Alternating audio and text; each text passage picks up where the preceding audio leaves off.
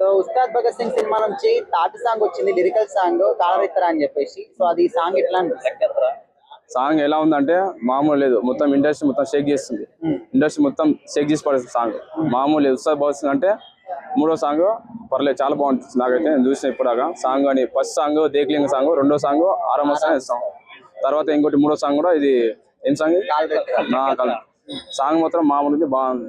అంటే లుక్స్ గానీ ఆ లిరిక్స్ గానీ ఎట్లా అనిపించింది? పవన్ స్టైల్ ఏంటంటే అద్దాలు పెడతారు కదా, తన లుక్ కానీ స్టైల్ కానీ డ్రెస్సింగ్ స్టైల్ కానీ చాలా బాగుంది, పవర్ఫుల్ ఉంది.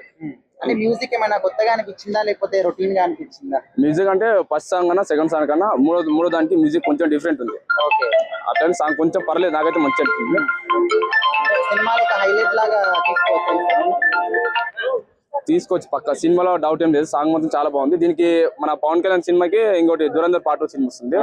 పవన్ కళ్యాణ్ కి చాలా మంది అభిమానులు ఉండొచ్చు, కార్యకర్తలు ఉండొచ్చు, ఫ్యాన్స్ ఉండొచ్చు, కోట్ల మంది ప్రజలు ఉండొచ్చు.